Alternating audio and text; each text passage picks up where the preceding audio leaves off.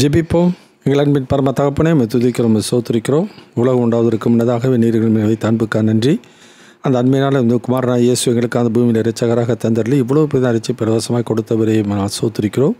சொந்த குமாரன் என்று பாராமர்களுக்காக இயேசுவே கொடுத்தவர், அவரோடு கொடுத்த உன்னதத்தின் ஆசீர்வாதங்கள், பூமிக்குரிய நன்மைகள் யாவற்றிற்காக நன்றி செலுத்தி நான் சோத்திரிக்கிறோம். ஆண்டவரே, எங்களுக்கு துணையாக தந்த பரிசுத்த ஆவியானவருக்காகவும் எழுதி கொடுத்த ஜீவனுள்ள வார்த்தைகளுக்காகவும் நன்றி செலுத்தி சோத்திரிக்கிறோம். எப்பொழுது நான் தியானிக்கிற வேத வசனங்களை எங்களுக்காக சொந்தமாக்கித்தாங்க. தடையாக இருக்கிற அந்த காலத்தின் சக்திகள் எல்லாம் இயேசு நாமத்தில் அகன்று போகட்டும். ஆவியானவர் நீர் அடியேனையும் அடியார்களையும் ஆட்கொள்ளும். இயேசு நாமத்தில் வேண்டுகிறோம் பரமபிதாவே, ஆமென்.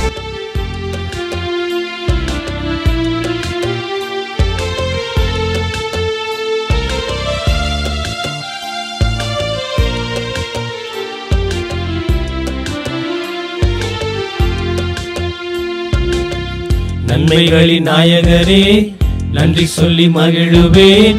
உண்மையுள்ள தெய்வமே, உயிரோடு கலந்தவரே. உண்மையுள்ள தெய்வமே, உயிரோடு கலந்தவரே. நன்மைகளின் நாயகரே, நன்றி சொல்லி மகிழுவேன். உண்மையுள்ள தெய்வமே, உயிரோடு கலந்தவரே. உண்மையுள்ள தெய்வமே, உயிரோடு கலந்தவரே. கடந்த நாட்கள் எல்லாம் கண்மணி போல் காத்தீரே. கடந்த நாட்கள் எல்லாம் கண்மணி போல் காத்தீரே. புதிய நாட்கள் தந்து புதுமைகள் செய்பவரே.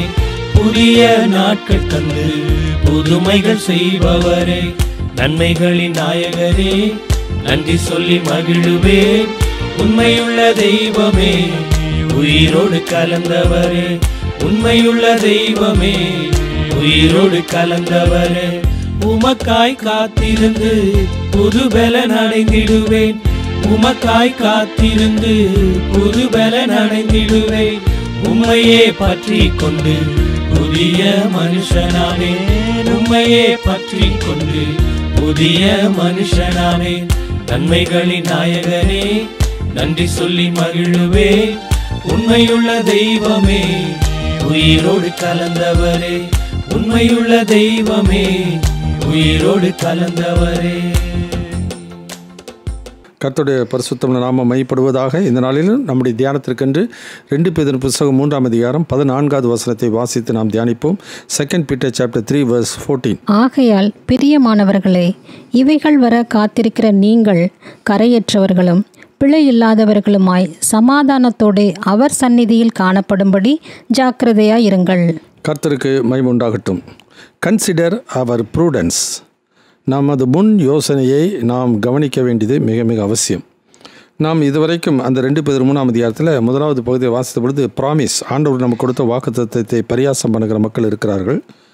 அது மாத்திரமல்ல, த பனிஷ்மெண்ட் ஆஃப் காட். ஆண்டவர் கடந்த நாட்களிலே மனுக்குலத்தில் கீழ்ப்படியாமல் போனவர்களுடைய வாழ்க்கையிலே, நோவாவின் நாட்களிலே தேவனுடைய தண்டனை வந்தது. அது கடந்த நாட்களில் நடந்ததையும் சரி, இனி வரப்போகிற தண்டனையும் அவர்கள் அறியாமலும் உணராமலும் பரியாசம் பண்ணுகிறார்கள். 3வது காட்ஸ் பிளான். தேவனுடைய திட்டத்தை அவர்கள் அறியறதில்லை. ஏன்னாக்கா உலக கண்ணோட்டத்தோடு கூட அவர்கள் பார்க்கிறபடியினாலே அதை அவர்களுக்கு அறிவுக்கும் புத்தி கெட்டாததுனால தேவனுடைய திட்டத்தை அவர்கள் அறிந்து புரிந்து கொள்ள முடியவில்லை. 4வது காரணம் காட்ஸ் பேஷன்ஸ். தேவனுடைய நீடிய பொறுமையை குறித்து நாம் பார்க்கிறோம். ஏன்னா 2 Peter 3:9 வாசிக்கும்போது மனம் திரும்ப வேண்டும் என்று எல்லாரும் மேலும் அவர் பொறுமையோடு கூட இருக்கிறார். ஏன்னா எல்லாரும் அவரால் படைக்கப்பட்டவர்கள், எல்லாரும் தேவனுடைய கோபாக்கினைக்கு ஏதுவாக இருக்கிறவர்கள், எல்லாரும் மனம் திரும்பி நித்திய வாழ்வை பெற்றுக்கொள்ள வேண்டும் என்பதற்காக தான் ஆண்டவராய் இயேசுவை இந்த உலகத்தின் பாவத்தை சுமந்து தீர்க்கிற தேவ ஆட்டுக்குட்டியாக தேவன் ஒப்பு கொடுத்து அன்பு கூர்ந்தார். அதனால் எல்லாரும் மனம் திரும்ப வேண்டும், நீடிய பொறுமையோடு இருக்கிறார். அந்த காரியத்தையும் அவர்கள் அறிந்து உணராமல் இருக்கிறபடியினாலே பரியாசம் பண்ணுகிறார்கள். ஆனால் நம்முடைய வாழ்க்கையில் ஆண்டவர் மேலே விசுவாசம் வைக்கிற நாமோ அந்த நாட்களுக்கென்று, ஆண்டோடைய வருகைக்கென்று நம்மை ஆயத்தப்படுத்தி கொள்ள வேண்டியது என்பதை அடுத்த பகுதியிலே அவர் ப்ரிப்பரேஷன் நாம் கவனிக்க வேண்டியது என்று சொல்லி நான் பார்த்தோம். ஏன் அதற்கு ஆயத்தமான அவர் ப்ராஸ்பெக்ட், நம்முடைய வாழ்க்கையில் இருக்கிற எதிர்நோக்கு, எதிர்காலத்தில் நமக்கு வைத்திருக்கிற அந்த வாக்குத்தத்தத்தின்படி நமக்கு இருக்கிற அந்த எதிர்பார்ப்பை நாம் கவனிக்க வேண்டியது அவசியம். இன்றைக்கு நாம் பார்க்க போகிறது அவர் ப்ரூடன்ஸ். எதிர்பார்ப்பு இருந்து மாத்திரமல்ல, அது எதிர்பார்ப்புக்கு நாம் அது ஆயத்தமாகி அது முன் யோசனையாக எல்லாவற்றையும் செய்ய வேண்டியது அவசியம். ஒரு ஊருக்கு வெளியூருக்கு போகிறார்கள். வெளியூருக்கு போகும்போது அவர் என்ன பண்ணுகிறார்கள், அந்த எதிர்பார்ப்பு என்றைக்கு ஊருக்கு போக போகிறோம், அல்லது திருமணமாக போகிறது, என்றைக்கு திருமணம் நடக்க போகிறது என்பதை குறித்து எல்லோரும் என்ன பண்ணுவாங்க, அது எதிர்பார்ப்பு எல்லாருக்கும் இருக்கும். ஆனால் எதிர்பார்ப்பு இருக்கிறது மாத்திரமல்ல, என்னென்ன காரியங்களை எப்படி செய்யணும் என்பதை முன் யோசனை இருக்க வேண்டியது அவசியம். ஊருக்கு போகணுன்னா அதுக்கு பிரயாணத்துக்கு தேவையான சகலவற்றையும் ஆயத்தப்படுத்த வேண்டியது அவசியம்.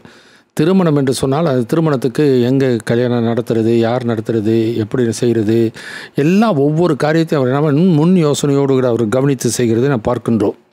அதே விதமாக தான் நாம் ஆண்டோடைய வருகையை நாம் எதிர்பார்க்கிறோம், வாக்குத்தத்தத்தின் மேல் நம்பிக்கை உள்ளவர்களாக இருக்கிறோம், அதுக்கு ஆயத்தமாக இருக்கிறோம். ஆயத்தமாக இருந்தாலும் நாம் அதற்கு முன் யோசனையாக நாம் கவனிக்க வேண்டிய சில காரியங்களை குறித்து இந்த நாளிலே பார்ப்போம்.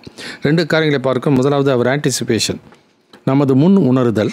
2வது அவர் அட்மிஷன், நமது அங்கீகாரம். முதலாவது அவர் ஆன்டிசிபேஷன் சொல்லும்போது அது முதல் வார்த்தை இப்படி வாசிக்கிறோம். அந்த 3ஆம் அதிகாரத்தில் 14வது வசனத்தில் முதல் வார்த்தை என்ன சொல்கிறது, ஆகையால் என்றால் ஏன் ஆகையால்னாக்கா, ஆண்டவர் இப்போ இருக்க வானத்தையும் பூமியை என்ன பண்ண போகிறார், அவர் நியாய தீர்ப்பினிலே அவர் என்ன பண்ண போகிறார், அழித்து விட போகிறார். புதிய வானத்தையும் புதிய பூமியும் ஆண்டவர் சிருஷ்டிக்க போகிறார். அந்த புதிய வானம் புதிய பூமியில் தான் நாம் குடியிருக்க போகிறோம். எனவே அந்த ஒரு எதிர்பார்ப்பு நம்முடைய வாழ்க்கையில் இருக்கிறது, அந்த முன் உணர்தல் இருக்க போகிறது. எனவே நாம் இப்பொழுது வாழ்ந்து கொண்டு இருக்க இந்த உலகத்திலே அந்த ஜென்ம சுவாபத்தோடு கூட நாம் வாழ்ந்து கொண்டு இருக்கிறோம், ஆவிக்குரியர்களாக வாழ்ந்து கொண்டு இருக்கிறோம். ஆனால் நம்முடைய வாழ்க்கையிலே அந்த ஒரு புதிய வானம் புதிய பூமிக்கு நாம் போகிறோம் என்றால், நம்முடைய சுவாபமானது இந்த உலகத்தினுடைய ஒரு ஆசாபாசத்துக்கும் உலகத்தினுடைய ஆவியினுடைய இச்சைகளுக்கும் உலகத்தில் உண்டாகிற ஆவிக்குரிய வாழ்க்கை வருகிற பாடுகளுக்கும் நாம் பங்காளிகளாய் நம்முடைய வாழ்க்கையில் இருந்தாலும், ஆண்டவர் நம்மோடு கூட இருந்து அந்த விசுவாசத்தை கனப்படுத்தி அதில் வெற்றியுள்ள வாழ்க்கை வாழ்வதற்கு நம்ம துணை செய்கிறார். எனவே நம்முடைய எதிர்பார்ப்புக்கு முன்னுணர்தல் எதற்காக இருக்க வேண்டும் என்றால், new heaven and new earth, புதிய வானமும் புதிய பூமியும் ஆண்டவர் நமக்காக அவர் படைக்கப் போகிறார். 2வது நியூ வேர்ல்ட் ஆஃப் ரைச்சியஸ்னஸ், நீதியுள்ள ஒரு புதிய உலகமாக அது இருக்க போகிறது. எனவே முதல் new heaven and new earth, புதிய வானம் புதிய பூமி என்பது அப்போ இந்த உலகம் ஏற்கனவே சபிக்கப்பட்ட ஒரு பூமி. ஆதாம் ஏவாள் என்றைக்கு கீழ்ப்படியாமல் பாவம் செய்தார்களோ அன்றைக்கே ஆண்டவர் என்ன பண்ணார், முன்னிமிடம் பூமி சபிக்கப்பட்டிருக்கும் என்று சொல்லி சொன்னார். அந்த சாபம் பூமியில் முள்ளும் குறுக்கும் பிறப்பிக்கும் என்று சொல்லி ஆண்டவர் சபித்தார்.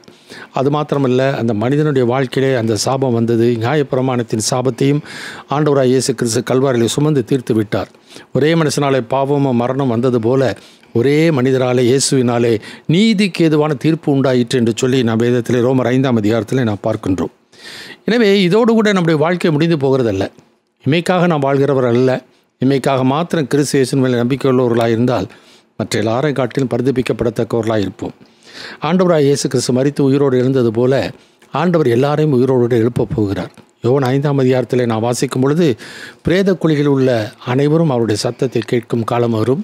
அப்பொழுது நன்மை செய்தவர்கள் ஜீவனை அடையும்படி எழுந்திருக்கிறவர்களாகவும் தீமை செய்தவர்கள் ஆக்கினை அடையும்படி எழுந்திருக்கிறவர்களாகவும் புறப்படுவார்கள் என்று சொல்லி இயேசு கிறிஸ்து கூறுகிறதை நாம் பார்க்கின்றோம். அதை இன்னும் கொஞ்சம் விரிவாக 1 கொரிந்தியர் 15ஆம் அதிகாரத்தில் பவுல் எழுதும்போது என்ன சொல்கிறார், அவருடைய வருகையிலே அவருடையவர்கள் உயிர்ப்பிக்கப்படுவார்கள், முதற் பலனானவர் கிறிஸ்து என்று சொல்லி நான் பார்க்கிறோம். எனவே ஆதாமுக்குள் எல்லாரும் மரிக்கிறது போல கிறிஸ்துவுக்குள் எல்லாரும் உயிர்ப்பிக்கப்படுவார்கள். அவன் முதற் பலனாக இருக்கிறவர்கள் மாத்திரம்தான் இந்த புதிய வானம் புதிய பூமியிலே பிரவேசிப்பதற்கு, அதில் வசிப்பதற்கு, வாசம் பண்ணுவதற்கு தகுதி உள்ளவர்களாக மாறிவிடுகிறார்கள். அவருடைய பெயர்கள் தான் ஜீவ புஸ்தகத்தில் எழுதப்பட்டு இருக்கிறது.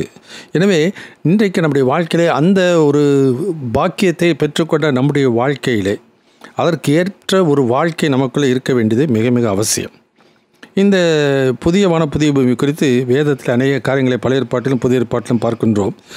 பழைய ஏற்பாட்டில் பார்க்கும் பொழுது ஏசாயா தீர்க்கதரிசன புத்தகம் 65ஆம் அதிகாரம் 17வது வசனத்தை வாசிக்கிறோம். Isaiah chapter 65:17. இதோ நான் புதிய வானத்தையும் புதிய பூமியையும் சிருஷ்டிக்கிறேன், முந்தினவைகள் இனி நினைக்கப்படுவதில்லை, மனதிலே தோன்றுவதும் இல்லை. கர்த்தருக்கு சோத்திரம். ஐசையா 66:2. ஏசாயா தீர்க்கதரிசன புத்தகம் 66ஆம் அதிகாரம் 2வது வசனத்தை வாசிக்க கேட்போம். என்னுடைய கரம் இவைகளை எல்லாம் சிருஷ்டித்ததினால் இவைகள் எல்லாம் உண்டாயின என்று கர்த்தர் சொல்லுகிறார்.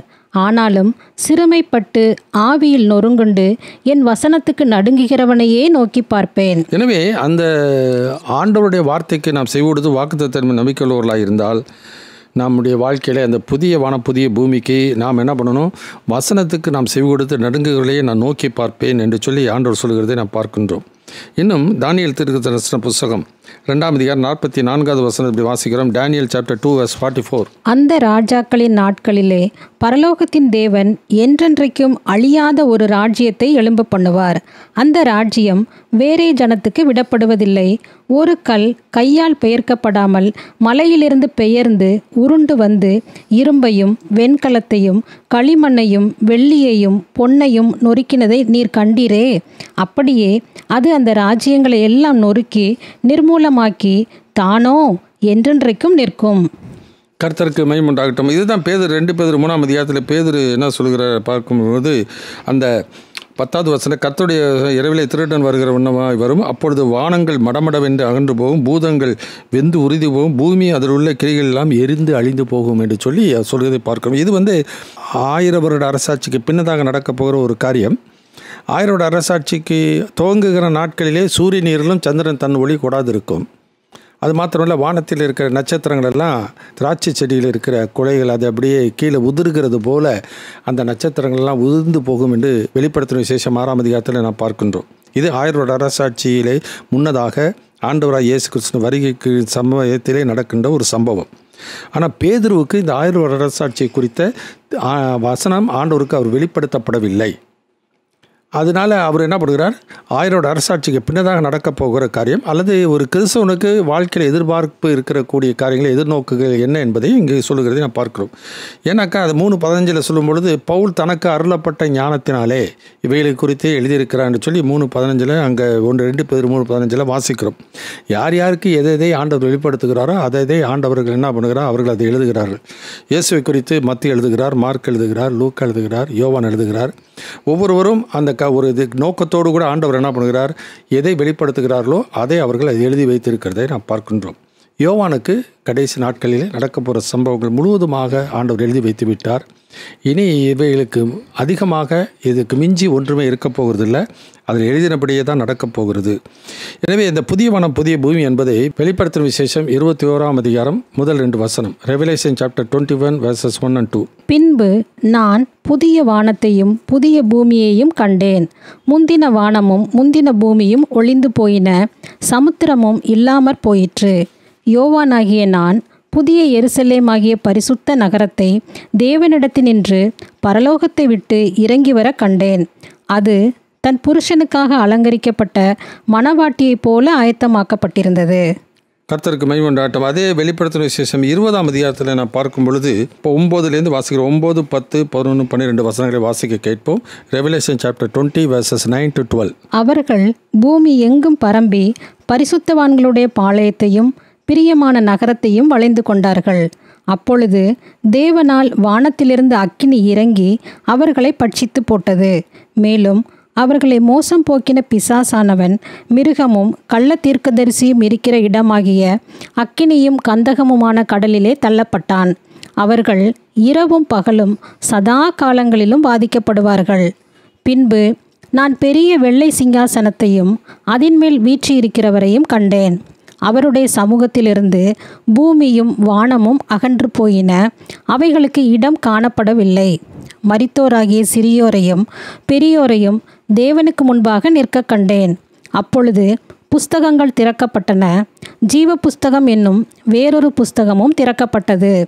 அப்பொழுது அந்த புஸ்தகங்களில் எழுதப்பட்டவைகளின்படியே மரித்தோர் தங்கள் தங்கள் கிரியைகளுக்கு தக்கதாக நியாய தீர்ப்படைந்தார்கள். கர்த்தருக்கு மகிமை உண்டாகட்டும். இது எப்போ சம்பவிக்குதுன்னு பார்த்தோம்னா 1000 வருட அரசாட்சிக்கு பின்பதாக நடக்கின்ற ஒரு காரியம்.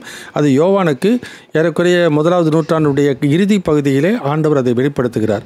பேதுரு எழுதும் பொழுது ஏறக்குறைய கிபி 65க்கு முன்னதாக அவருக்கு வெளிப்படுத்தப்பட்ட காரியத்தை தான் பேதுரு இங்கே எழுதுகிறதை நாம் பார்க்கிறோம். பவுலுக்கு எதை வெளிப்படுத்தினாரோ அதை பவுல் தன்னுடைய நிருபங்களில் எழுதி வைத்திருக்கிறார். அதனால் இவை எல்லாவற்றையும் நாம் சேர்த்து பார்க்கும் பொழுது தான் முழுமையான ஒரு காரியம் நமக்கு முழுமையாக அந்த சத்தியத்தை நாம் அறிந்து உணர்ந்து கொள்ள முடியும். எனவே புதிய வானம் புதிய பூமி என்பது இந்த பூமியிலே நாம் 1000 வருடம் அரசாட்சி செஞ்ச பின்னதாக ஆண்டவர் என்ன பண்ணுகிறார், தன்னுடைய ராஜ்யத்தை ஸ்தாபித்து நித்திய வானத்திலே மகிமையிலே நம்மை கொண்டு போய் சேர்த்து சதா காலையிலும் அரசாட்சி செய்வதற்கான வாக்குத்தத்தத்தை ஆண்டவர் நமக்கு கொடுத்திருக்கிறார். நித்திய ஜீவனை அளிப்பேன் என்பதை அவர் நமக்கு பண்ணின வாக்குத்தத்தம். எனவே அப்போ இந்த வானமும் இந்த பூமியும் இருக்கிற நாட்களிலே சூரியன் சந்திரன் மாத்திரம் இருக்கும். ஆனால் நட்சத்திரங்கள் எல்லாம் அகன்று போய்விடும். அதுக்கப்புறம் இந்த பூமியில் 1000 வருட அரசாட்சி செய்ய போகிறோம். அது ஆண்டவராகிய இயேசு கிறிஸ்து செய்ய போகிற அரசாட்சி. அதை குறித்து லூக்கா எழுதின சுவிசேஷம் 1ஆம் அதிகாரத்தை நான் வாசிக்கும் பொழுது 31-30 வசனத்தில் வாசிக்கிறோம். 31-33 வரைக்கும் வாசிக்கும் பொழுது தூதன் என்ன பண்ணுகிறான், கபிரியேல் தூதன் மரியாள் இடத்துல சொல்லும் பொழுது இயேசு கிறிஸ்து பிறப்பை குறித்து அவருடைய எதிர்காலத்தை குறித்து சொல்லுகிற காரியத்தை கவனமாக கேட்போம். Look chapter 1:31-33. இதோ நீ கர்ப்பவதியாகி ஒரு குமாரனை பெறுவாய், அவருக்கு இயேசு என்று பெயரிடுவாயாக. அவர் பெரியவராயிருப்பார், உன்னதமானவருடைய குமாரன் என்னப்படுவார். கர்த்தராகிய தேவன் அவருடைய பிதாவாகிய தாவீதின் சிங்காசனத்தை அவருக்கு கொடுப்பார். அவர் யாக்கோப்பின் குடும்பத்தாரை என்றென்றைக்கும் அரசாளுவார். அவருடைய ராஜ்யத்துக்கு முடிவிராது என்றான். அவருடைய ராஜ்ய பாரத்துக்கு முடிவே இராதென்றால் இப்போ இருக்கிற ராஜ்யங்களுக்கெல்லாம் ஒரு முடிவு வந்த பின்னதாக தான் அவருடைய ராஜ்யத்தை இந்த பூமியிலே அவர் ஸ்தாபிக்கப் போகிறார். அதை குறித்து வெளிப்படுத்தும் விசேஷம் 11ஆம் அதிகாரம் 15வது வசனத்தில் வாசிக்க. Revelation chapter 11:15 onwards. 7ஆம் தூதன் எக்காளம் ஊதினான். அப்பொழுது உலகத்தின் ராஜ்யங்கள் நம்முடைய கர்த்தருக்கும் அவருடைய கிறிஸ்துவுக்கும் உரிய ராஜ்யங்களாயின. அவர் சதா காலங்களிலும் ராஜ்யபாரம் பண்ணுவார் என்னும் கெம்பீர சத்தங்கள் வானத்தில் உண்டாயின. அப்பொழுது தேவனுக்கு முன்பாக தங்கள் சிங்காசனங்கள் மேல் உட்கார்ந்திருந்த 24 மூப்பர்களும் முகங்குப்புற விழுந்து, இருக்கிறவரும் இருந்தவரும் வருகிறவருமாகிய சர்வ வல்லமையுள்ள கர்த்தராகிய தேவனை உம்மை ஸ்தோத்திரிக்கிறோம். தேவரீர் உமது மகா வல்லமையை கொண்டு ராஜ்யபாரம் பண்ணுகிறீர். உமது மகா வல்லமையை கொண்டு ராஜ்யபாரம் பண்ணுகிறார். அவர் நீதி உள்ள ஒரு ராஜா. அவருடைய நீதி நித்திய நீதி என்று சொல்லி 119ஆம் சங்கீதம் 142வது வசனத்தை வாசிக்கிறோம். அப்போ இன்றைக்கி அநீதி நிறைந்த இந்த உலகத்திலே எப்படி நோவாவுக்கு முன்னதாக அநீதி நிறைந்த உலகத்திலே தேவன் நியாய தீர்ப்பை கொண்டு வந்தாரோ, அதே விதமாக இனி எதிர்காலத்திலும் என்ன பண்ண போகிறார், அநீதி நிறைந்த அக்கிரம் நிறைந்த இந்த உலகத்திலே தேவனுடைய நியாய தீர்ப்பு வரப்போகிறது. அதனால தான் நோவா நீதியை குறித்து பிரசங்கித்தான். தேவனுக்கு ஏற்புடைய நிலை எது என்பதை குறித்து அவன் பிரசங்கித்ததை நாம் பார்க்கின்றோம். அதனால் அநீதி நிறைந்த உலகத்தின் மேலே நியாய தீர்ப்பு வரப்பண்ணினான் என்று சொல்லி 2 பேர் புஸ்தகத்தில் நான் வாசிக்கிறோம். 2 பேர் புஸ்தகம் 2ஆம் அதிகாரத்தில் நான் வாசிக்கும் பொழுது 3வது வசனத்திலிருந்து வாசிக்க கேட்போம். 2 பீட்டர் சாப்டர் 2:3 onwards. பொருளாசை உடையவர்களாய் தந்திரமான வார்த்தைகளால் உங்களை தங்களுக்கு ஆதாயமாக வசப்படுத்தி கொள்ளுவார்கள். பூர்வ காலம் முதல் அவர்களுக்கு விதிக்கப்பட்ட ஆக்கினை அயர்ந்திராது, அவர்களுடைய அழிவு உறங்காது.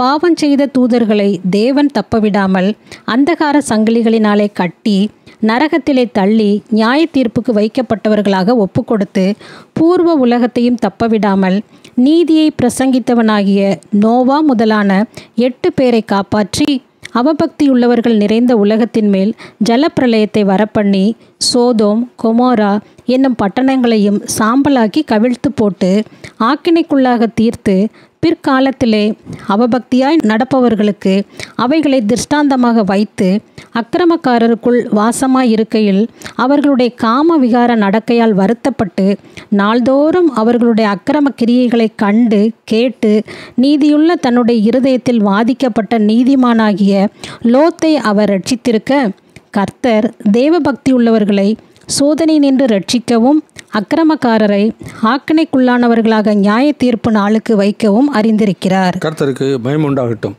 எனவே அந்த 2 பேர் 2ஆம் அதிகாரத்தில் சொல்லிவிட்டு தான் 3ஆம் அதிகாரத்தில் இதையெல்லாம் நம்பாத மக்கள் என்ன பண்ணால் பரியாசம் பண்ணி கொண்டு இருக்கிறார்கள். ஆண்டவருடைய திட்டத்தை அவர்கள் அறியல.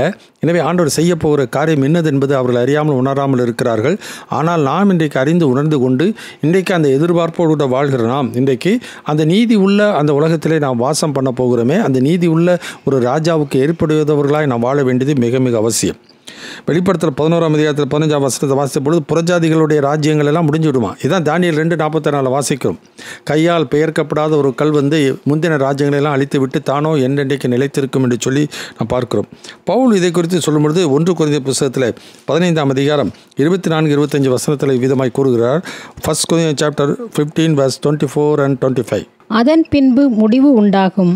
அப்பொழுது அவர் சகல துரைத்தனத்தையும் சகல அதிகாரத்தையும் வல்லமையையும் பரிகரித்து தேவனும் பிதாவுமாயிருக்கிறவருக்கு ராஜ்யத்தை ஒப்புக்கொடுப்பார். எல்லா சத்துருக்களையும் தமது பாதத்திற்கு கீழாக்கி போடும் வரைக்கும் அவர் ஆளுகை செய்ய வேண்டியது. பரிகரிக்கப்படும் கடைசி சத்துரு மரணம். பரிகரிக்கப்படும் கடைசி சத்துரு மரணம். அந்த மரணத்தையும் எப்பொழுது நாம் பரிகரிக்கப் போகிறோம்? ஆண்டவராய் இயேசு கிறிஸ்து வருகையின் நாளிலே ஆண்டவராய் இயேசு இரட்சகராய் ஏற்றுக்கொண்டு ஜீவ புஸ்தகத்தில் எழுதப்பட்டவர்கள், அதற்கு பாத்திரமாய் வாழ்ந்தவர்கள் என்ன பண்ணுவாங்களா? ஆண்டவரோட வருகையிலே உயிர் தெழுப்பப்பட்டு 1000 வருடம் இந்த பூமியிலே அரசாட்சி செய்ய போகிறார்கள்.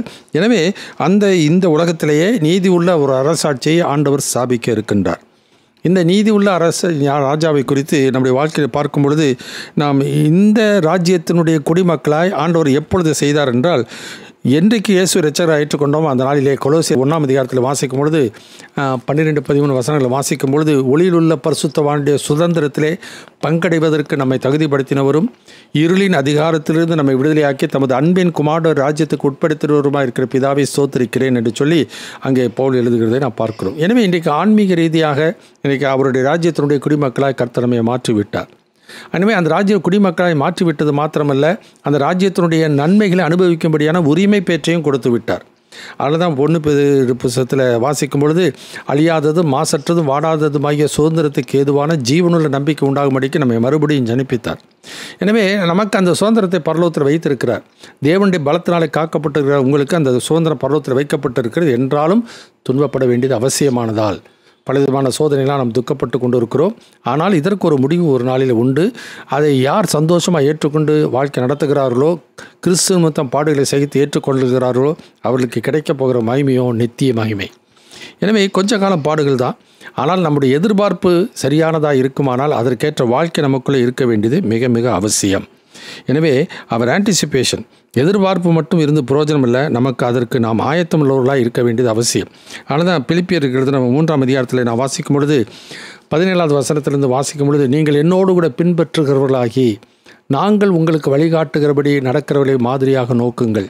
அநேகர் வேறு விதமாய் நடக்கிறார்கள், அவர்கள் கிறிஸ்துவின் சிலுவைக்கு பகைஞர் என்று உங்களுக்கு அநேக தரம் சொன்ன, இப்பொழுதும் கண்ணீரோடு கூட சொல்கிறேன். அவருடைய முடிவு அழிவு, அவர்கள் தேவன் வயிறு, அவருடைய மகிமை அவருடைய லட்சையே. அவர்கள் பூமிக்கு அடுத்தவைகளை சிந்திக்கிறார்கள். நமது குடியிருப்போ பரலோகத்தில் இருக்கிறது. அங்கிருந்து கர்த்தராக இருக்கிற இயேசு கிறிஸ்து என்ற இரட்சகர் வர எதிர்பார்த்து கொண்டிருக்கிறோம். அவர் தமது வல்லமையான செயலின்படியே நம்முடைய அற்பமான சரீரத்தை தம்முடைய மகிமையான சரீரத்துக்கு ஒப்பாக மறுரூபமாக்குவார் என்று சொல்லி நாம் பார்க்கின்றோம். எனவே அவருடைய முடிவு அழிவு, அவர்கள் தேவன் வயிறு, அவர்கள் பூமிக்கு அடுத்தவை, இந்த பூமிக்கு அடுத்தவைகளை தான் சிந்திச்சுக்கிட்டே இருக்கிறாங்க. இன்றைக்கு நிறையா ஊழியர் இன்றைக்கு சபைகளிலே பார்க்கும் பொழுது பூமிக்கு அடுத்தவைகளை சிந்தித்து கொண்டு இருக்கிற மக்கள் இன்றைக்கு பார்க்கிறோம். அவருடைய எதிர்பார்ப்பு என்ன? அவருடைய எதிர்பார்ப்பு உண்மையிலேயே பக்தி இருக்கிறது. ஆனால் அந்த பக்தி தேவனுக்கு உகந்த பக்தி அல்ல. கொலோசியர் 3ஆம் அதிகாரத்தில் 1 வாசிக்கிறோம், நீங்கள் கிறிஸ்துவோடு எழுந்தது உண்டானால் கிறிஸ்து தேவனுடைய வலது பார்த்த இடத்தில் விட்டிருக்கிற இடத்தில் உள்ள மேலானவைகளை தேடுங்கள், பூமியில் உள்ளவைகளை அல்ல மேலானவைகளே நாடுங்கள். ஏனெனில் நீங்கள் மரித்தீர்கள், உங்கள் ஜீவன் கிறிஸ்துவுடனே கூட தேவனுக்குள் மறைந்திருக்கிறது. உங்கள் ஜீவனாகிய கிறிஸ்து வெளிப்படும் பொழுது நீங்களும் அவரோட மகிமையிலே வெளிப்படுவீர்கள் என்று சொல்கிறதை நான் பார்க்கிறோம். ஆனால் இந்த பூமியில் ரசிக்கப்பட்ட மக்களாக இருந்தாலும் சொல்லுகிறாங்க, நான் ரசிக்கப்பட்ட பரலோகத்துக்கு போகிறோன்னு. ஆனால் எதிர்பார்ப்புக்கு ஏற்ற ஒரு வாழ்க்கை அவர்களுக்கு இருக்கிறது இல்லை. அதனால தான் அந்த வாசிக்கிற முன் உணர்தல் அவசியம். நோவாவின் நாட்களில் வெள்ளம் கொண்டு போகும் மட்டும் உணராதிருந்தார்கள். அதே போல தான் மனுஷகுமார் வரும் காலத்தில் நடக்கும் என்று சொன்னபடியே அந்த உணர்வு அவர்களுக்கு இருந்துச்சுனாக்கா, அந்த எதிர்பார்ப்பு இருந்துச்சுன்னா அதற்கேற்ற ஒரு வாழ்க்கை இருக்க வேண்டியது மிக மிக அவசியம். எனவே பக்தி இருந்து பிரயோஜனம் இல்லை, தேவனுக்கு உகந்த பக்தியாக இருக்கணும், புத்தியுள்ளவர்களாக இருக்க வேண்டியது மிக மிக அவசியம். உணர்ந்து கொள்ளுதல் மிக மிக அவசியம். எனவே அவர் ஆன்டிசிபேஷன், முதலாவது நம்முடைய முன் உணர்தலை குறித்து நான் பார்க்கிறோம். ரெண்டாவது அவர் அட்மிஷன், நம்முடைய அங்கீகாரம். அப்போ இப்படி வாழ்ந்து ஆண்டவர் வருகையிலே நாம் என்ன பண்ணணும்? நாம் அங்கீகரிக்கப்படக்கூடிய நிலைமை தகுதியுடையவர்களாக இருந்தோமானால் ஆண்டவர் நம்மை ஏற்றுக்கொள்வார். உதாரணமாக பவுல் தன்னுடைய வாழ்க்கையிலே பிலிப்பியருக்கு நிறுவனம் 3ஆம் அதிகாரத்தில் சொல்லும் பொழுது 9வது வசனத்தை வாசிக்க கேட்போம். Philippians chapter 3 verse 9 onwards, 9 and 10. நான் கிறிஸ்துவை ஆதாயப்படுத்தி கொள்ளும் படிக்கும் நியாயப்பிரமாணத்தினால் வருகிற சுய நீதியை உடையவனாயிராமல் கிறிஸ்துவை பற்றும் விசுவாசத்தினால் வருகிறதும் விசுவாசம் மூலமாய் தேவனால் உண்டாயிருக்கிறதுமான நீதியை உடையவனாயிருந்து கிறிஸ்துவுக்குள் இருக்கிறவன் என்று காணப்படும்படிக்கும், இப்படி நான் அவரையும் அவருடைய உயிர்த்தெழுதலின் வல்லமையையும் அவருடைய பாடுகளின் ஐக்கியத்தையும் அறிகிறதற்கும் அவருடைய மரணத்திற்கு ஒப்பான மரணத்திற்குள்ளாகி எப்படியாயினும் நான் மரித்தோரிலிருந்து உயிரோடு எழுந்திருப்பதற்கு தகுதியாகும்படிக்கும், மரித்தோரிலிருந்து உயிரோடு எழுந்திருப்பதற்கு தகுதி உள்ளவனாகும்படிக்கும் அவருக்காக எல்லாவற்றையும் நஷ்டம் என்று விட்டேன், குப்பையுமாக எண்ணுகிறேன். அப்போ கிறிஸ்துவுக்குள் இருக்கிறவன் என்று காணப்படும்படிக்கு, கிறிஸ்துவ சபையில் இருக்கலாம், கிறிஸ்துவ பேர் இருக்கலாம், கிறிஸ்துவ சபைகளுடைய சடங்கு சம்பிரதாயங்கள் எல்லாம் நம்ம கடைபிடிச்சிட்டு இருக்கலாம். ஆனால் நாம் கிறிஸ்துவுக்குள் இருக்கிறோமா என்பது மிக மிக முக்கியம். ஒருவன் கிறிஸ்துவுக்குள் இருந்தால்தான் அவன் புதிய சிறுசியாக இருக்கிறான். அவனுடைய பெயர் ஜீவ புஸ்தகத்தில் எழுதப்பட்டிருக்கிறது. எனவே அந்த கிறிஸ்துவுக்குள் வந்தவன் கிறிஸ்துவுக்குள் கடைசி வரைக்கும் நிலைத்திருக்கணும். ஏன்னாக்கா கர்த்தருக்குள் மரிக்கிறவர்கள் பாக்கியவான்கள். வெளிப்படுத்தல் 14:13 வாசிக்கிறோம், பரலோகத்திலிருந்து ஒரு சத்தம் உண்டாக கேட்டேன், அது கர்த்தருக்குள் மரிக்கிறவர்கள் இது முதல் பாக்கியவான்கள் என்று எழுது.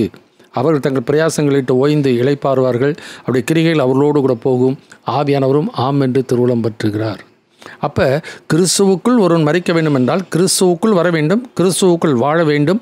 அப்பொழுது சாவு திருடனை போல அவன் எப்போ மரித்தாலும் அவன் மரிக்கும் பொழுது கிறிஸ்துவுக்குள் மரிப்பான்.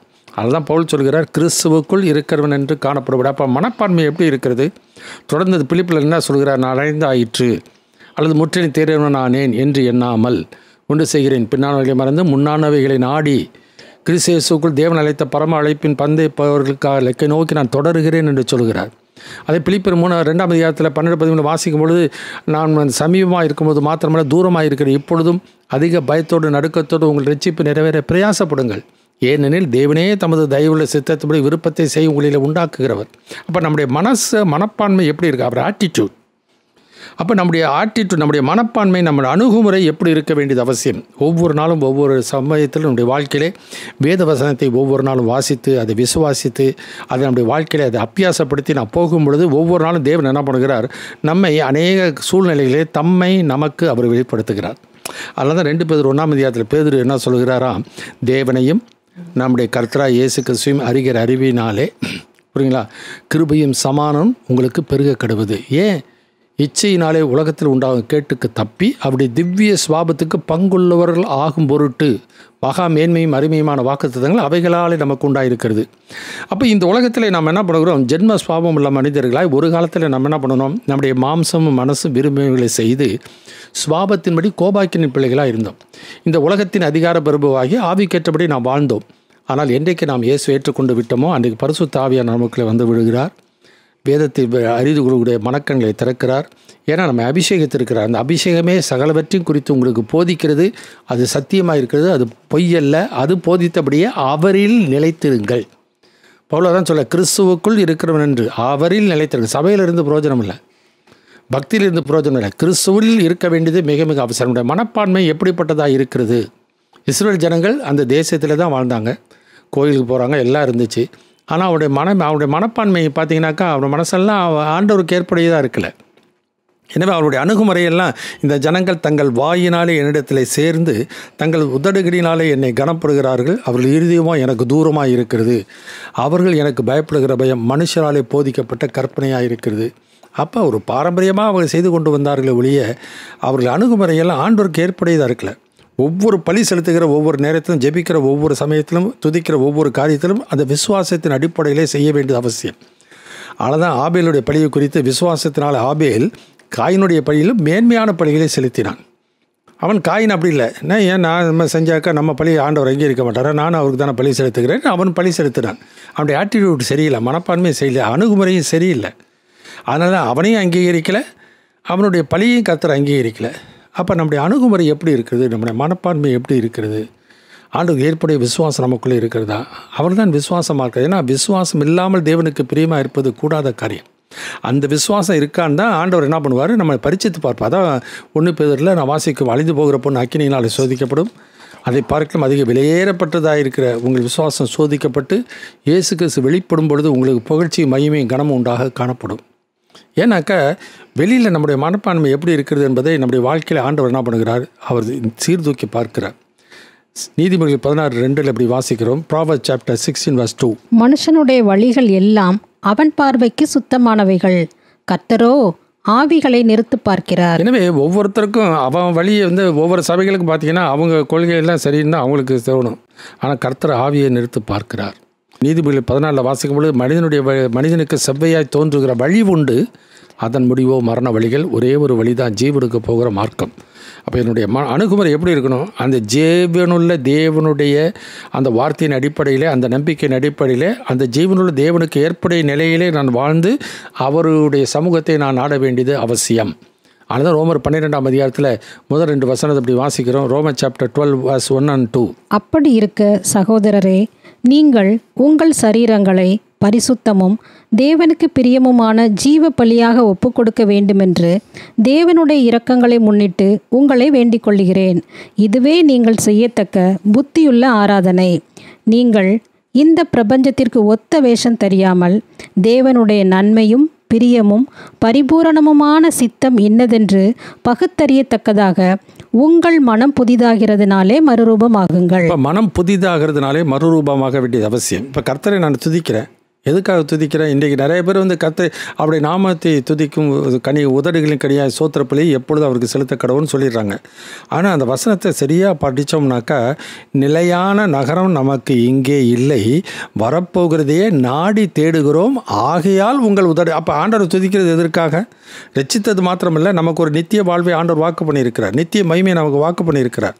எனவே அந்த ஒரு எண்ணத்தோடு அந்த எதிர்பார்ப்போடு கூட தான் நான் ஆண்டவரே இப்படிப்பட்ட ஒரு நித்திய வாழ்வை நித்திய மகிமைகளை வாக்கு பண்ணின தேவனே, அந்த மகிமையின் தேவனை நாம் துதிக்கிறோம். அந்த மகிமையின் தேவனை துதிக்கிறது மாத்திரமல்ல, அந்த மகிமையான வாழ்க்கைக்கு தம் அழைத்தபடினால தான் இந்த உலகத்தில் அந்த விசுவாசத்தை காத்துக்கொள்ளும்படி நீதி நிமித்தம், இயேசு நிமித்தம், சத்திய நிமித்தம் பாடுகளை சகிக்கிறோம்.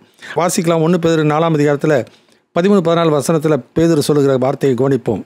1 Peter chapter 4 verse 13 and 14. கிறிஸ்துவின் மகிமை வெளிப்படும் போது நீங்கள் களிகூர்ந்து மகிழும்படியாக அவருடைய பாடுகளுக்கு நீங்கள் பங்காளிகளானதால் சந்தோஷப்படுங்கள். ஏன்னாக்கா நம்முடைய வாழ்க்கையிலே அந்த பாடுகள் இயேசு நாமத்து நிமித்தம், நீதி நிமித்தம். ஏன்னாக்கா முந்தின வசனத்தை சொல்கிறார், உங்கள் நடுவில் பற்றி எரிகிற அக்னியை குறித்து ஏதோ புதுமை என்று எண்ணாமல், புரியுங்களா, அவருடைய பாடுகளுக்கு நாம் பங்காளி கிடைச்சது நமக்கு பெரிய ஒரு பாக்கியம்.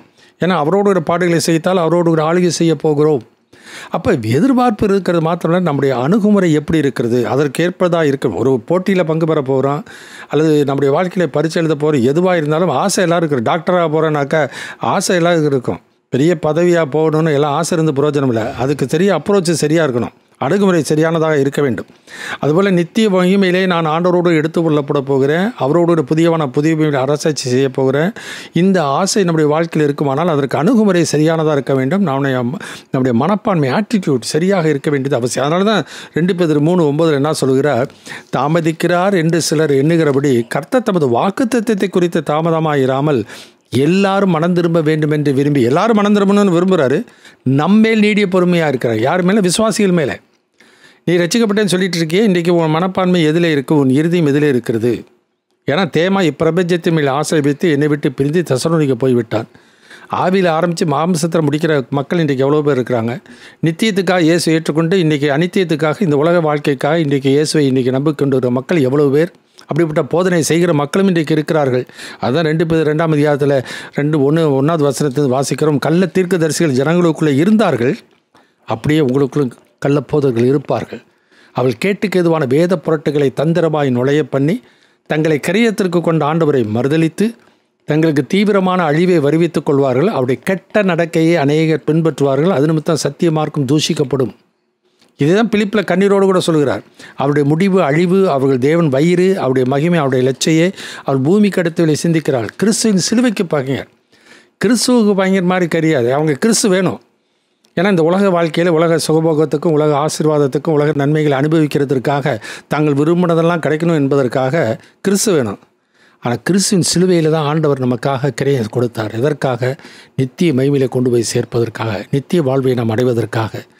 ஆனால் இன்றைக்கு ஆவியில் ஆரம்பித்து இன்றைக்கி மாம்சத்தில் நடக்கிற மக்கள் இன்றைக்கி எவ்வளோ பேர் இருக்கிறார்கள். இன்றைக்கி நம்முடைய மனப்பான்மை எதிலே சார்ந்திருக்கிறது. இஸ்ரவேல் ஜனங்களுடைய நிலைமை அப்படி தான் இருந்துச்சு. எகிப்து அடிமைத்திலிருந்து விடுதலையாக்கி பாலும் தேனி ஓடுகிற தேசத்தில் குடியிருக்க பண்ணினார். ஆனால் என்ன ஆச்சு?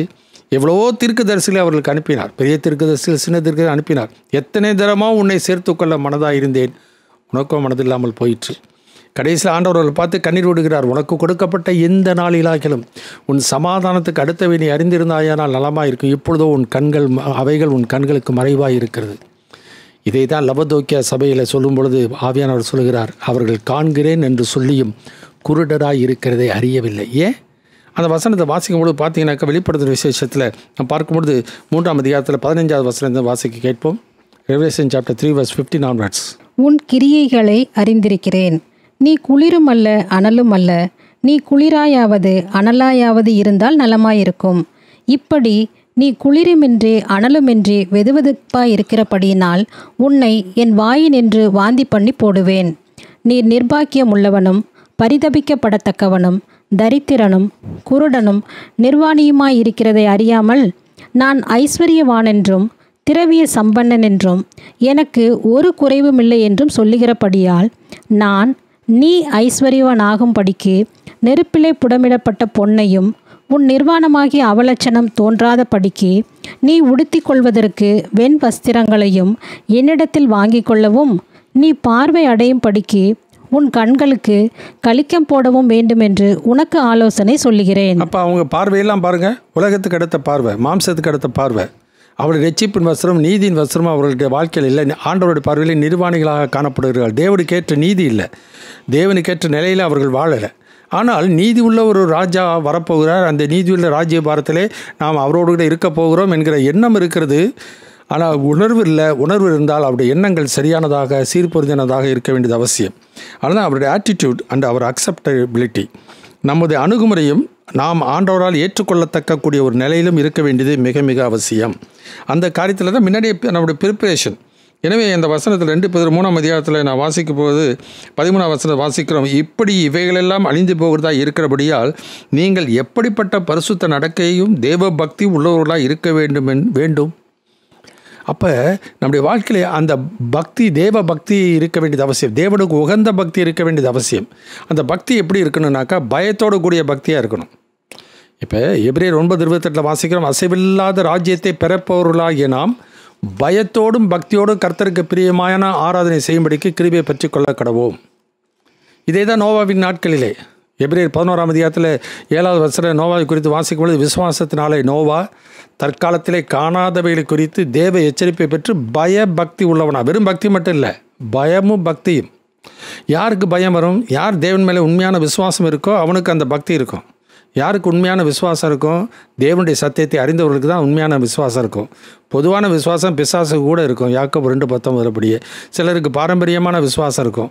ஆனால் சத்தியத்தின் மேலே இருக்கிற அந்த விசுவாசம் தான். ஏன்னா ரோமர் 1 அதிகாரம் 17 வசனத்தில் வாசிக்கும் பொழுது விசுவாசத்தினாலே நீதிமான் பிழைப்பான் என்று எழுதியிருக்கிறபடி விசுவாசத்தினாலே உண்டாகும் தேவ நீதி, தேவனுக்கு ஏற்புடைய நிலையானது விசுவாசத்திற்கென்று நாம் விசுவாசிக்கும் பொருட்டு அந்த சுவிசேஷத்தினாலே வெளிப்படுத்தப்பட்டிருக்கிறது. அப்போ சுவிசேஷத்தில் வெளிப்படுத்தப்பட்ட சத்தியத்தின் அடிப்படையிலே நம்முடைய விசுவாசம் இருக்க வேண்டியது அவசியம். அதுதான் மனுஷகுமாரன் பூமியில் வரும்போது விசுவாசத்தை காண்பாரோ. அப்போ என்னுடைய விசுவாசம் பாரம்பரியத்தின் அடிப்படையில் இஸ்ரவேல் ஜனங்களுக்கு இருந்தது போல அவர்களுக்கு கோயில் இருந்தது, பண்டிகை இருந்தது, கொண்டாட்டங்கள் இருந்தது, விருத்தஸ்தலம் இருந்தது, சடங்குகள் இருந்தது, சம்பிரதாயங்கள் இருந்தது. ஆண்டவர் தான் எங்கள் தெய்வம் என்று சொல்லி கொண்டிருந்தார்கள். நிலை என்ன? இன்றைக்கி 2000 ஆண்டுகளாக சிதறப்பட்டு கிடக்கிறார்கள். அவர்களுக்கு கொடுத்த வாக்குத்தத்தெல்லாம் இன்றைக்கி சபைகளில் சொல்லி கொண்டிருக்கிறார்கள். இன்றைக்கு நம்முடைய வாழ்க்கையில் நாம் இந்த வாக்குத்தத்தத்துக்கு நாம் ஆயத்தமுள்ளவனாக இருக்கிறேனா? என்னுடைய மனப்பான்மை எப்படிப்பட்டதாக இருக்குது? என்னுடைய அணுகுமுறை எப்படிப்பட்டதாக இருக்கிறது? ஆகாய் தீர்க்க தரிசன புஸ்தகத்தில் இப்படி வாசிக்கிறோம். ஆகாய் தீர்க்க தரிசன புஸ்தகம் 2 அதிகாரம் 11 வசனத்தில் வாசிக்க கேட்போம். ஆகாய் சாப்டர் 2 verse 11 onwards. ஒருவன் தன் வஸ்திரத்தின் தொங்கலிலே பரிசுத்த மாம்சத்தை கொண்டு போகையில் தன் வஸ்திரத்தின் தொங்கல் அப்பத்தையாகிலும் சாதத்தையாகிலும் திராட்சை ரசத்தையாகிலும் எண்ணெயையாகிலும் மற்றெந்த போஜன பதார்த்தத்தையாகிலும் தொட்டால் அது பரிசுத்தமாகுமோ என்று நீ ஆசாரியரிடத்தில் வேத நியாயத்தை பற்றி கேள் என்று சேனைகளின் கர்த்தர் சொல்லுகிறார் என்றார். அதற்கு ஆசாரியர்கள் பிரதியுத்தரமாக பரிசுத்தமாகாது என்றார்கள். பிணத்தால் தீட்டுப்பட்டவன் அவைகளில் எதையாகிலும் தொட்டால் அது தீட்டுப்படுமோ என்று ஆகாய் பின்னும் கேட்டான். அதற்கு ஆசாரியர்கள் பிரதியுத்தரமாக தீட்டுப்படும் என்றார்கள். அப்பொழுது ஆகாய், அப்படியே இந்த ஜனங்களும் இந்த ஜாதியாரும் என் சமூகத்தில் இருக்கிறார்கள் என்று கர்த்தர் சொல்லுகிறார். அவர்களுடைய கைகளின் எல்லா கிரியைகளும் அப்படியே இருக்கிறது. அவர்கள் அங்கே கொண்டு வந்து படைக்கிறதும் தீட்டுப்பட்டிருக்கிறது. எனவே அவர்கள் பக்தி இருந்தது, ஆனால் அது தேவனுக்கு உகந்த பக்தி இல்லை, தேவனுக்கு ஏற்புடைய பக்தி இல்லை. அதே விதமாக இந்த நாட்களிலே நம்முடைய ஆட்டிடியூட், நம்முடைய அணுகுமுறை ஆண்டவருடைய சமூகத்தில் இன்றைக்கு எப்படி இருக்கிறது?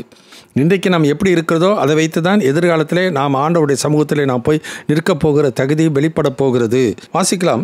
சங்கீத புஸ்தகம் 85 சங்கீதம் 10வது வசனம். சாம் நம்பர் 85 verse 10. கிருபையும் சத்தியமும் ஒன்றையொன்று சந்திக்கும், நீதியும் சமாதானமும் ஒன்றையொன்று முத்தம் செய்யும். அப்போ கிருபையும் சத்தியமும் ஒன்றை ஒன்று சந்திக்கனாக்கா நாம் சத்தியத்தின்படி வாழ்ந்தால் தான் ஆண்டவருடைய கிருபை நமக்கு கிடைக்கும். அது மாத்திரமே நீதி சமாதானம் ஒன்றை ஒன்றினாக்க ஆண்டவருக்கு ஏற்புடைய நிலையில் இருந்தால்தான் ஆண்டவருடைய சமாதானம் நமக்கு கிடைக்கும். முன்பு நாம் ஆண்டவருக்கு ஏற்புடைய நிலையில் இல்லை. என்றைக்கு விசுவாசத்தினாலே நாம் நீதிமான்கள் ஆக்கப்பட்டிருக்கிறபடியால் நம்முடைய கர்த்தராக இருக்கிற இயேசு கிறிஸ்துவினால் தேவனிடத்திலே சமாதானம் பெற்றிருக்கிறோம். அது மாத்திரமல்ல, நம்முடைய வாழ்க்கையிலே இந்த உலகத்திலே வாழ்கிற வரைக்கும் நம்முடைய பாடுகள் பிரச்சனைகள் இருந்தாலும் நம்முடைய சிந்தை ஆண்டவருக்கு ஏற்புடையதாக இருந்தால்தான் தேவ சமாதானம் நமக்குள்ளே இருக்கும். ஆண்டவரோடு கூட சமாதானம் இருக்கணும், நமக்குள்ளே சமாதானம் இருக்கணும், மற்றவரோடு கூட சமாதானமாக இருக்கணும். எபிரேயர் 12:14 வாசிக்கும் பொழுது யாவரோடு கூட சமாதானமாக இருக்கும்படி நாடுங்கள், பரிசுத்தம் இல்லாமல் ஒருவரும் கர்த்தரை தரிசிப்பது இல்லையே. அப்போ அந்த வசனத்தில் 14வது வசனம் 2 பேதுரு 3:14 அதை தான் வாசிக்கலாம். 2 Peter chapter 3 verse 14. ஆகையால் பிரியமானவர்களே, இவைகள் வர காத்திருக்கிற நீங்கள் கரையற்றவர்களும் பிழை இல்லாதவர்களுமாய் சமாதானத்தோடு கூட அவர் சந்நிதியில் காணப்படும்படி ஜாக்கிரதையாயிருங்கள். காணப்படும்படிக்கு அப்ப இன்றைக்கு அவருடைய சந்நிதியிலே நாம் எப்படி இருக்கிறோம், எப்படி அவருடைய சந்நிதியை நாம் அணுகிறோம். இது எபிரேயர் 10:19-22 வசனத்தில் அது வாசிக்கிறோம். எனவே நமக்கு புது ஜீவன மார்க்கத்தை உண்டு பண்ணி விட்டார். அந்த மார்க்கத்தின் வழியாக பிரவேசிப்பதற்கு அவருடைய இரத்தத்தினாலே நமக்கு தைரியம் உண்டாயிருக்கிறபடினாலும், அங்கே நமக்கு ஒரு பிரதான ஆசை அங்கே இருக்கிறபடினாலும், அங்கே வசனம் சுத்தமில்லை உள்ளே இருதயத்தோடு விசுவாசத்தை பூர்ண நிச்சயத்தோடு கூட சேர கடவோம் என்று சொல்லி அங்கே வரிசையாக சொல்லி கொண்டு வருகிறதை நான் பார்க்கிறோம். அப்போ நம்முடைய அணுகுமுறை இன்றைக்கு எப்படி இருக்கிறது? இன்றைக்கு ஆண்டவருக்கு ஏற்புடைய நிலையில் இருந்தால்தான் கிருபை கிடைக்கும். ஆண்டவருக்கு ஏற்புடைய நிலையில் இருந்தால் தான் ஆண்டவருக்கு உண்மையான ஒரு ஆராதனையாக இருக்கும். ஆனால் ஆண்டோடைய இரக்கங்கள் நமக்கு கிடைக்கும். அதனால தான் ஏன் தேவனுடைய இரக்கங்களை முன்னிட்டு நான் வேண்டிக் கொள்கிறேன்னு பவுல் சொல்கிறார். இந்த அணுகுமுறை இன்றைக்கு சரியாக இருந்தால்தான் அந்த நாளிலே ஆண்டோட வரிகளே நாம் அவருடைய சமூகத்திலே நாம் பிரவேசிக்க முடியும். அதனால தான் வாசிக்கும் பொழுது சமாதானத்தோடு அவருடைய சந்நிதியில் காணப்படும்படிக்கு. ஸோ நம்முடைய மனப்பான்மை எப்படி இருக்கிறது? ஏன்னாக்கா பிழையற்றவளாக இருக்கணும். வாசிக்கலாம். அதே ஏசாயா தீர்க்கதரிசன புத்தகத்திலே 32:17 அப்படி வாசிக்கிறோம். Isaiah chapter 32:17. நீதியின் கிரியை சமாதானமும் நீதியின் பலன் என்றும் உள்ள அமெரிக்கையும் சுகமுமாம். எனவே நீதியின் கிரியை சமாதானமும் நீதியின் பலன் எப்படி இருக்குமா? என்றும் உள்ள அமெரிக்கையுமாய் சுகமுமாய் இருக்குமா? அதில் தான் இன்றைக்கி நிறைய இறந்ததுக்கப்புறம் RIP ரெஸ்ட் இன் பீஸ்ன்னு சொல்லிட்டு போயிடுறாங்க. எத்தனை பேருக்கு உண்மையிலே சமாதானத்தில் இளைப்பாறுகிற மக்கள் இன்றைக்கி எவ்வளோ பேர்? ஆண்டவர் ஏற்புடைய நிலையிலே அவருடைய சமூகத்தில் அணுகுமுறை சரியாக இருந்தால்தான் அன்றைக்கு அணுகுமுறையிலே சமாதானத்தோடு கூட அவர்கள் இளைப்பாறுகளாய் காணப்படுவார்கள். ஏன்னாக்கா நாம் ஒரு காலத்தில் பாவியலாக இருந்தோம். ஆண்டவர் தமது விலையேறப்பட்ட இரத்தத்தினாலே மாத்திரமில்லை, 1 பேதுரு 1:19 வாசிக்கிறபடியே குற்றமில்லாத மாசற்ற ஆட்டுக்குட்டியாகிய கிறிஸ்துவின் விலையேறப்பட்ட இரத்தத்தினாலே மீட்கப்பட்டீர்கள் என்று அறிந்திருக்கிறீர்களே. அப்போ குற்றமில்லாத மாசற்ற ஆட்டுக்குட்டியாக இயேசுன்றத்தை மீட்டெடுக்கப்பட்ட நான் அந்த குற்றமில்லாத மாசற்றவனாய் நான் வாழ்ந்தால்தான் ஆண்டோடைய வருகையிலே நான் அவ்விதமாய் ஏற்புடைய நிலையிலே நான் காணப்படுவேன். ஆனால் நான் ரட்சிக்கப்பட்டுட்டேன்னு சொல்லி பிரயோஜனம் இல்லை. 1 தெசலோனிக்கேயர் 5:23 வாசிக்கிறோம். சமாதானத்தின் தேவன் தாமே உங்களை முற்றிலும் பரிசுத்தமாக்குவாராக. உங்கள் ஆவி ஆத்மா சரீரம் முழுவதும் கர்த்தராய் இருக்கிற இயேசு கிறிஸ்து வரும்பொழுது குற்றமற்றதாக இருக்கும்படி காக்கப்படுவதாக. அப்போ 2 கோசரம். அப்போ கரையற்றவர்களாயும் புரியுங்களா, நம்ம குற்றம் சாட்டவர்களாக இருக்க வேண்டியது மகாவசியம். அப்போ without spot and without blemish, அப்படி திரையற்றவர்கள்னு சொல்கிறார். கரையினாக்கா எப்படி ஒருவனுக்கு கரை உண்டாகும்? ஆண்டவர் நீதியின் வஸ்திரத்தை கொடுத்து விட்டார், ரட்சிப்பின் வஸ்திரத்தை கொடுத்து விட்டார். அப்படி இருக்கிற மனிதனுக்கு எப்படி கரைகள் உண்டாகும்? 2 பேதுரு புத்தகம் 3:17 வாசிக்கிறோம். 2 Peter chapter 3:17 அதே அதிகாரத்தில் கடைசியில் வாசிக்கிறோம். ஆதலால் பிரியமானவர்களே, இவைகளை முன்னமே நீங்கள் அறிந்திருக்கிறபடியால் அக்கிரமக்காரருடைய வஞ்சகத்திலே நீங்கள் இழுப்புண்டு உங்கள் உறுதியிலிருந்து விலகி விழுந்து போகாத படிக்கு எச்சரிக்கையாயிருந்து நம்முடைய கர்த்தரும் இரட்சகருமாகிய இயேசு கிறிஸ்துவின் கிருபையிலும் அவரை அறிகிற அறிவிலும் வளருங்கள். எனவே வஞ்சகருடைய வார்த்தையில இழுப்புண்டு போய் அந்த 2ஆம் அதிகாரத்தில் 2 அநேக காரியங்களை சொல்லி கொண்டு வருகிறார். அவருடைய தவறான போதனைகளை இழுப்புண்டு போய் உங்கள் வஸ்திரங்களை கரைபிடித்துக் கொள்ளாதீர்கள். ஏன்னா யூதா நிருபத்தில் நான் வாசிக்கும் பொழுது அதை வாசிக்கிறோம். 12வது வசனம் வாசிக்கலாம். யூதா நிருபம் 12வது வசனம். இவர்கள் உங்கள் அன்பின் விருந்துகளில் கரைகளாயிருந்து பயமின்றி கூட விருந்துண்டு தங்களை தாங்களே மேய்த்து கொள்கிறார்கள். இவர்கள் காற்றுகளால் அடியுண்டோடுகிற தண்ணீரற்ற மேகங்களும் இலையுதிர்ந்து கனியற்று 2 தரம் செத்து வேரற்று போன மரங்களும் தங்கள் அவமானங்களை நுரைத்தள்ளுகிற அமளியான கடல் அலைகளும் மார்க்கந்தப்பி அலைகிற நட்சத்திரங்களுமாய் இருக்கிறார்கள். இவர்களுக்காக என்றென்றைக்கும் காரிருளே வைக்கப்பட்டிருக்கிறது. என்றென்றும் காரிருளே வைக்கப்பட்டிருக்கிறது. எனவே கிறிஸ்துவ மார்க்கத்தில் இருக்கலாம், பக்தி உள்ளவர்களாக இருக்கலாம். ஆனால் எப்படி இருந்தாலும் அவர்கள் சொல்லுகிற காரியங்கள் வேதத்துக்கு ஒத்து வராத தவறான காரியமாக இருக்குமானால் நம்முடைய வஸ்திரத்தை நாம் கரைப்படுத்தி கொள்ளாமல் காத்துக்கொள்ளுதல் மிக மிக அவசியம். ஆனால் இன்றைக்கு நம்முடைய வாழ்க்கை நம்ம தேவனுக்கு ஏற்புடைய நிலை, தேவனுக்கு ஏற்புடைய நீதி, இந்த நீதியை விட்டு வெளிவிலகி போகக்கூடிய எந்த ஒரு காரியமாக இருந்தாலும் அவன் தன் வஸ்திரத்தை கரைப்படுத்தி கொள்ளுகிறான். இன்றைக்கி நமக்கு அதனால தான் பவுல் சொல்கிறார், மனுஷனையா தேவனையா யாரை நாடி போதிக்கிறேன், யாரை பிரியப்படுத்த பார்க்கிறேன், நான் இன்னும் மனுஷனை பிரியப்படுத்துகிறவனாயினால் தேவனுடைய ஊழியன் அல்ல. அப்போ தேவனுடைய ஊழியன் தேவனுக்கு பிரியமானதை தான் சொல்லுவான். தேவன் மேலே நம்பிக்கை வைக்கிறவன் தேவனுக்கு பிரியமானதை தான் செய்வான். அவன் மனப்பான்மை அப்படிப்பட்டதாக தான் இருக்கும். அது மாத்திரமே வாழ்க்கை அதற்கு ஏற்புடையதாக இருக்கும். அப்படி இருக்குமானால் ஆண்டவர் என்ன பண்ணுவார், அவனுக்கு வாழ்க்கையில் ஒவ்வொரு நாளும் ஒவ்வொரு சத்தியத்திலும் என்ன பண்ணுவார், அவனுக்கு தன்னுடைய கிருபைகளை வெளிப்படுத்துகிறது மாத்திரமல்ல, ஆண்டவரை அறிகிற அறிவிலே வளர்வதற்கு ஆண்டவர் உதவி செய்கிறார். எப்படி? சத்தியத்தை வாசிக்கிறான், அதை விசுவாசிக்கிறான், அதனுடைய அர்த்தத்தை புரிந்து கொள்கிறான். யோவான் 8:43 வாசிக்கிறோம், என் வசனத்தை நீங்கள் ஏன் அறியாமல் இருக்கிறீர்கள், என் உபதேசத்தை கேட்க மனதில்லாமல் இருக்கிறபடியினாலே. இன்றைக்கி சபைகளுடைய உபதேசத்தை விசுவாசிக்கிறாங்க, ஆனால் ஆண்டோடைய உபதேசத்தை விசுவாசிக்கிறவர்கள் மிக மிக சொற்பம். அதனால் தான் இயேசு சொல்கிறார், சத்தியத்தையும் அறிவீர்கள், சத்தியம் உங்களை விடுதலையாக்கும். யாரை பார்த்து சொல்கிறார்? தம்மை விசுவாசித்த யூதர்களை நோக்கி. விசுவாசம் இருந்து மாத்திரம் பிரயோஜனம் இல்லை, சத்தியத்தை அறிந்து கொள்ளணும். சத்தியத்தை அறிந்து கொள்ளணும்னா இயேசு தான் நமக்கு குருவாக இருக்கணும். எபேசியர் 4:20 வாசிக்கிறோம், இயேசுவின் இடத்தில் உள்ள சத்தியத்தை நீங்கள் அவரிடத்தில் கேட்டறிந்து அவராலே போதிக்கப்பட்டிருக்கிறீர்களே. கிறிஸ்து ஒருவரே நமக்கு குரு போதகர். அப்போ அவரிடத்தில் கேட்டால் தான் சத்தியத்தை நாம் அறிந்து கொள்ள முடியும். சத்தியத்தை அறிந்து கொண்டால் தான் சத்தியத்தில் நாம் நடக்க முடியும். சத்தியத்தில் நடந்தால் தான் ஆண்டோடைய இறக்கும் கிருபை நமக்கு கிடைக்கும். ஆண்டுடைய கிருபை கிடைச்சாதான் ஆண்டவரை நாம் அறிந்து கொள்ள முடியும். அப்போ அந்த வசனத்தை என் வாழ்க்கையிலே நான் அபியாசப்படுத்துகிறேன். அதை பார்த்து ஆண்டவர் இரக்கம் பாராட்டுகிறார், கிருபை அருளுகிறார். அதிலே ஆண்டவர் ஒரு காரியத்தை நடப்பிக்கும் பொழுது நான் ஆண்டவரை அறிந்து கொள்கிறேன். இப்போ விடுதலை நாயகன்னு சொல்லுகிறோம். நமக்கு ஒரு நாளில் விடுதலை கொடுத்து விட்டார். சோதனைகளுக்கு உட்பட பண்ணாதே தீமை நின்று விலக்கி என்னை ரட்சித்துக் கொள்ளும் என்று சொல்லி நமக்கு சோதனை வருகிற நாட்களிலே ஆண்டவர் மேலே விசுவாசம் வைத்து அந்த வசனத்துக்கு நாம் ஒப்பு கொடுத்து போகும்பொழுது அதிலிருந்து தப்பிக்கிற போய்க்க உண்டு பண்ணுகிறார். இப்போ நான் சொல்லும் பொழுது என்ன பண்ணுகிறேன், ஆண்டவர் என்னை ரட்சித்தார், ஆண்டவர் என்னை விடுவித்தார், இந்த சோதனையை தப்புவித்தார் என்று சொல்லி நான் என்ன பண்ணுகிறேன், அனுபவித்து கர்த்தரை நான் துதிக்கிறேன். அப்போ ஒவ்வொரு காரியத்திலும் ஒவ்வொரு சந்தர்ப்பம் சூழ்நிலையும் ஆண்டவர் செய்கிற காரியங்களை அறிந்து என்ன பண்ணுகிறேன், கர்த்தராய் இயேசுவை அறிகிற அறிவினாலே கிருபையும் சமாதானம் என்று வாழ்க்கையில் பெருகுகிறது. அதாவது பேதுரு இந்த நிருபங்களில் எழுதும் பொழுது அவருடைய அறிகிற அறிவு என்பதை சொல்லிக்கொண்டே வருகிறதை நாம் பார்க்கின்றோம். எனவே அந்த அறிவு இல்லாமல் நம்முடைய வாழ்க்கையிலே யோசியாவில் சொல்வது போல அந்த என் ஜனங்கள் அறிவில்லாமையினாலே சங்காரமாகிறார்கள், அவர்கள் அறிவை வெறுத்தார்கள். பரிசுத்தின் அறிவு என்று சொல்லி நாம் பார்க்கிறோம். எனவே அவர் அக்செப்டபிலிட்டி கர்த்தரா இயேசு வாசிக்கலாம். 1 தெசலோனிக்கேயர் 3:13 1 Thessalonians chapter 3:13. இவ்விதமாய் நம்முடைய கர்த்தராகிய இயேசு கிறிஸ்து தமது பரிசுத்தவான்கள் அனைவரோடும் கூட வரும்போது நீங்கள் நம்முடைய பிதாவாகிய தேவனுக்கு முன்பாக பிழையற்ற பரிசுத்தமுள்ளவர்களாய் இருக்கும்படி உங்கள் இருதயங்களை ஸ்திரப்படுத்துவாராக. எனவே இப்பொழுது நம்முடைய அணுகுமுறை சரியாக இருக்குமானால் ஆண்டவர் நம்மை அந்த நாட்களில் நமக்கு நடத்தி கொண்டு வருவார். இதற்கு நம்மை ஆயத்தப்படுத்துகிற ஒரு தேவனே, ஆவியின் அச்சாரத்தை நமக்கு தந்தவரும் அவரே. நாம் தரிசித்தடவாமல் விசுவாசித்து நடக்கிறோம். எனவே நீங்கள் அவரை காணாமல் இருந்தும் அவரிடத்தில் அன்பு கூறுகிறீர்கள்.